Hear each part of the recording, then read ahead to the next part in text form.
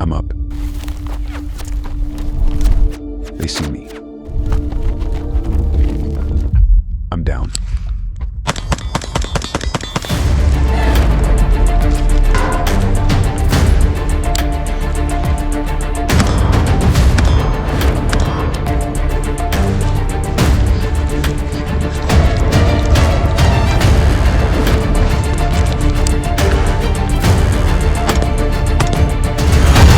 The goal today is to give you guys some drills to run to improve your ability to shoot, move, and communicate. Ultimately, we want you guys to be equipped with the necessary knowledge to fight in units, whether that's 2 people or maybe even bigger groups. So to start, we're gonna do individual shooter techniques. We're gonna teach you how to operate as an individual and then build upon that by adding in people. So by the end of today, we'll have you guys running drills with 2 individuals. First drill is the box drill. This is just adding in some dynamic movement while firing. This is gonna help us learn to handle recoil from awkward positions. So what it's gonna look like, we'll start at our first barricade. We'll present our weapon and just nice and slow. Again, we're just trying to build muscle memory. We'll start firing as we walk, maybe 2 or 3 shots in between targets. Once we reach here, we'll shift our body, walk sideways, get a little backward motion in, and then backward lateral motion.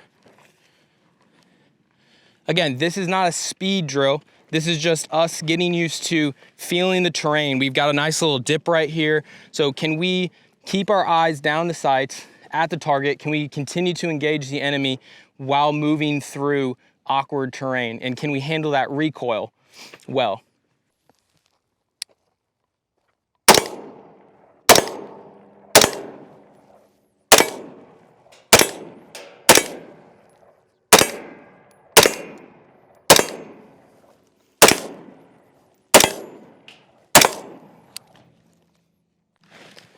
So again, nice and controlled, move at your own pace. Just whether you're knocking the rust off or trying it for the first time, we're just trying to get shots down range and feel that recoil as you're in different body positions. Again, a lot of times, this may be the first time you've ever thought to, shoot and move at the same time. So we're trying to add that dynamic piece to it to get you comfortable shooting outside of, a static range. Our next drill after our box drill, where we learn to shoot while moving, is our shooting from cover. So in a real life situation, if we have a contact pop off, whether that's in a mall, on a hike, again, wherever you are, if you have a shot to take, immediately take it, return fire, aggressive action. And then after that, you're looking to minimize your own exposure. So whether that's laying on the ground or looking for the first piece of cover or concealment. So right here, we have a barrel. For our situation, an empty metal barrel, that's just concealment. That's breaking up our signature. The enemy doesn't know exactly where we are. That's the best thing we can hope for in the moment. Maybe you have access to a concrete barrier, something that can actually stop rounds. That is what we consider cover. So for today's purposes, the drill is gonna go, we have a contact. I'm gonna immediately return fire, and then I'm going to dive for my first piece of cover. I'm gonna get prone behind this barrel. And then from there, I'll be returning fire, but still remaining dynamic. As soon as you become a static target, you're an easy target. So as I'm behind my cover, I'll take a few shots from one side, and then I'll shimmy over to the other side, take a few more shots. If at some point I run out of ammunition, well, now I need to be prepared to reload from the prone. So we'll demonstrate that as well. To begin the drill, to simulate that incoming fire, we're gonna have a shot timer go off. So once that beep initiates, that's telling me, okay, I'm getting shot at, and I'll return fire.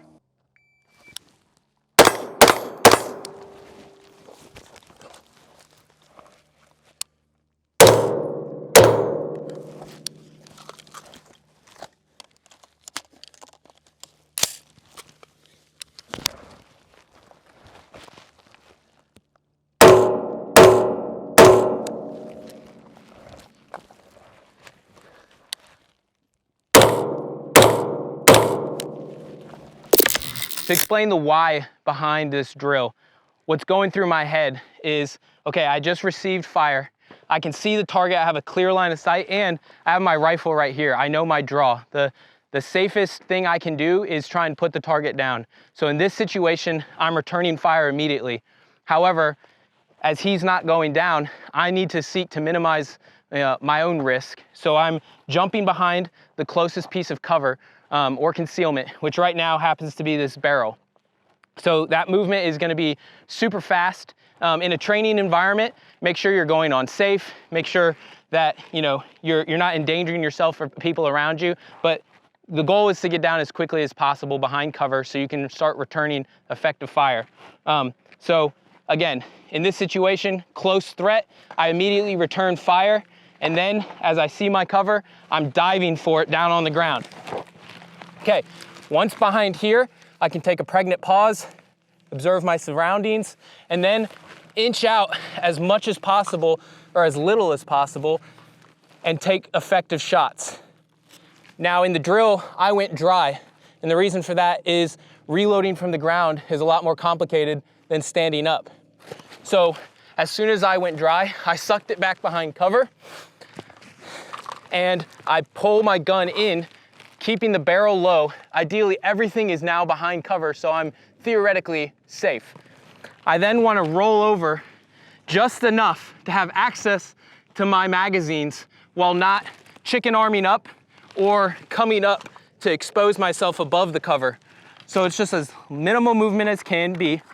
Pull your mag out, draw, send it forward, and then I can get back in the fight. Now, depending on where the target is and how comfortable you are shooting, you can switch shoulders to, again, minimize how much of you is exposed. Because now the first thing the enemy has seen is my gun. I can take a few shots, go back on safe, pull it back behind cover, and as we talked about, now we're moving in our box. Maybe I come back out the right side. Maybe depending on how big my cover is, it makes sense that I can come up on a knee and take a few shots up here. With this barrel being as low as it is, I would try and stay in the prone for as long as possible. But after you've returned fire a couple times, maybe making him second guess attacking you, then as you saw in the drill, I start to get my looks. I'm looking over my right shoulder, looking over my left shoulder.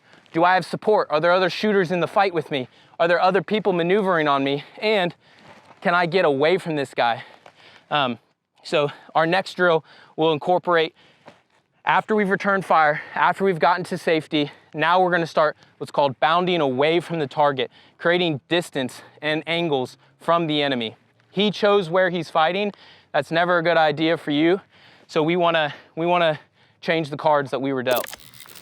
Continuing on our progression of drills for shoot, move, and communicate, we're going to an individual bounding drill. So something that's super important to consider, we've done our box drill, we've done our prone drills or moving in our box. And now as we're adding more space and distance into our shooting, it's really important to remember that this is a training environment and we can crawl, walk, run, right? There's no need to go super fast. There's no need to be a cowboy. We don't want to get hurt. This is just trying to get muscle memory in place. The third drill in our progression will just be an IMT, individual movement technique IAT, or immediate action drill. And what that's gonna look like is we'll be starting by our barrel. We're gonna have the shot timer go off. That's gonna simulate our contact. We're close enough in proximity that we want immediate violence of action. So we're gonna unload, this is 10, 15 rounds into the enemy. We're trying to put them down immediately. In that violence of action, I'm gonna start standing. I'll work down to a knee. And because I have close proximity to my first piece of cover, instead of going straight to the ground, I'll dive down behind my cover. Depending on your situation, maybe you don't have access to cover or concealment. So maybe you're just working yourself down to the ground as fast as you can. Be a thinking shooter, observe your surroundings, know what you have to work with. So once I'm on the ground, I'm gonna start getting my looks in. Right shoulder, left shoulder. What's the closest piece of terrain that I can start to put some distance and angles between me and the enemy? In real life, maybe this is, bouncing from storefront to storefront or car to car, or maybe it's, bush to a hillside.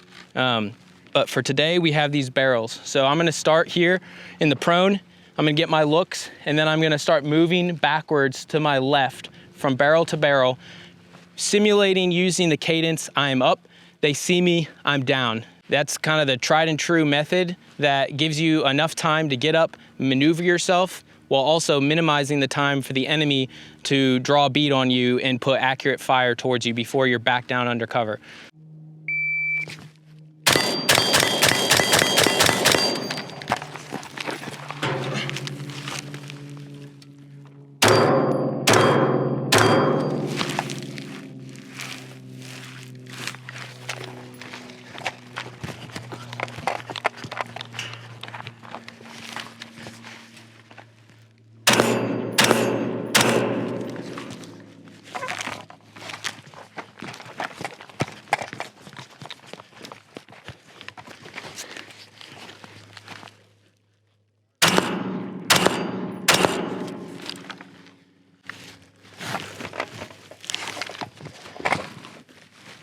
And that is our solo IMT IAD. All right guys, last drill for the day. We've progressed from individual shooter skills to now we're implementing a little bit of elemental movement. Today we just have 2 individuals. Each one will be using all the same techniques we've discussed so far, but now they have to not only communicate with each other, but they also have to watch their dispersion. So what do I mean by dispersion? For every horizontal or lateral movement, we want to have an equal vertical movement. That way, when one person's shooting and the other person's maneuvering, we're not cutting each other's fields of fire off and we're not taking unsafe shots. So to help with that today, we just have a V formation set up with our barricades. We have Steven moving to the left and we have Price moving to the right. How the drill's gonna work. We're gonna have the shot timer go off, that's simulating our contact. At that point in time, they both can see the enemy. They're both exposed, so we're gonna have a violence of action where they're gonna try and suppress that contact. So we'll shoot, 8 to 10 rounds. After our initial volley of fire, violence of action, Steven is gonna jump behind his cover and as quickly as he can, start re-engaging the enemy. Once he opens fire, that's communicating to his buddy, Price, that he can move to cover as well. So he'll go on safe, check up, and get behind cover. And from there, we're bounding as a team. As one person is shooting, the other person is gonna get their looks, and on safe, get up and move to the next piece of cover. From there, they'll engage, and we're just moving farther and farther away from the contact, trying to create that space from the enemy.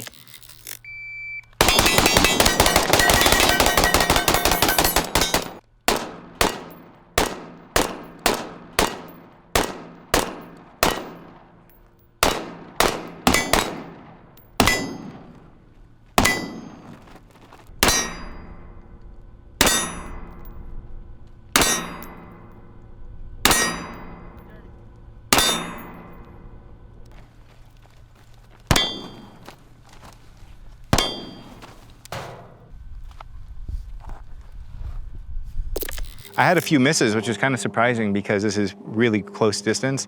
Static shooting, I can do that all day. Manipulations, reloads, dry fire, all that stuff plays a factor, but moving and keeping my red dot on target. And so at least for me personally, I dry fire pistol quite a bit. I actually don't dry fire rifle a lot. And I know a lot of these things translate, but it's easier for me at my training level right now to keep my pistol red dot on there. And I felt like my rifle red dot was swaying more than I thought.